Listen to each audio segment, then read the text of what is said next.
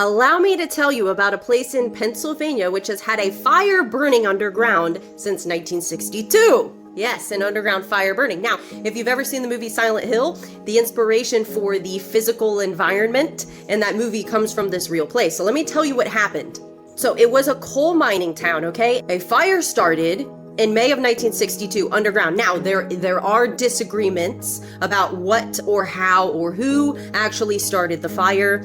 So different theories out there, but the one that I'd say is most widely accepted is that someone was trying to burn garbage in a landfill that was inside an old strip mining pit, and then the fire reached an exposed coal seam, and there was an opening that was connected to abandoned mines, and then the coal caught fire, and then next thing you know, the flames are spreading through a maze of tunnels and coal deposits underneath the area, and so it grew too widely before they got a chance to put it out. And they did try, but trying to fight something like that became very expensive. Now, of course, some people say, this feels sort of like a land grab maybe, where you just want the coal that's here. So how convenient for you that you can't put out a fire that's now made the town unsafe, and so we actually need everybody to vacate their property and leave.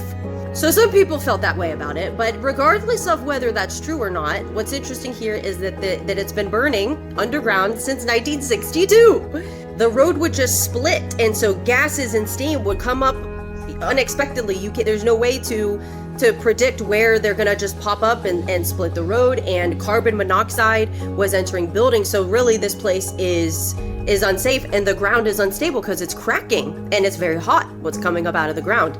So in 1981, there was a 12-year-old boy named Todd Domboski. He fell into a sinkhole that suddenly just opened up underneath him, and he thankfully was able to grab some tree roots which were there, and his cousin helped pull him out. But this sinkhole was like 150 feet deep. So then after this happened, a lot of people were like, okay, this really is unsafe. The ground could just open up anywhere at any point and without warning. Like this could kill people. It's a miracle that the tree roots happened to be there to save this kid's life, plus his cousin. So then about 2 years later, in 1983, the government started to do this federal relocation program. Most of the houses were purchased and demolished. Pennsylvania condemned the remaining property.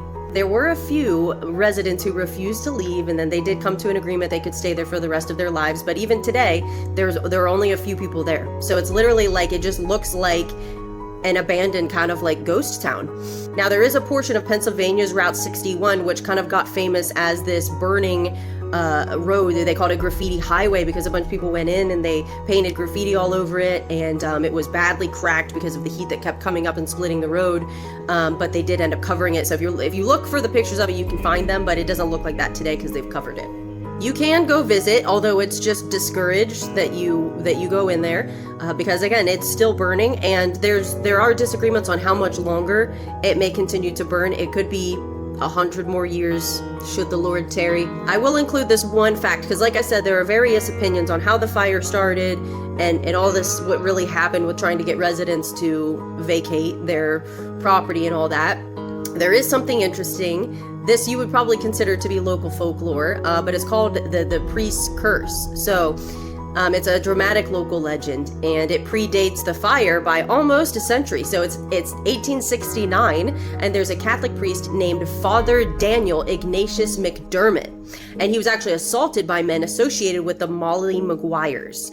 And so after this happened, he supposedly placed a curse on Centralia and predicted that someday the St. Ignatius Church would be the only structure left standing. So this is, again, almost 100 years before the fire starts underground. And then later, the town literally basically disappeared almost completely, and the church reportedly remained standing for years. So that people looked at that and they were like, listen, the curse was real and it was fulfilled. But there's kind of weak historical documentation for the whole thing, so you do whatever you want with that. Personally, you wouldn't catch me going there. I don't have any interest in a town that seems to be intersecting with hell.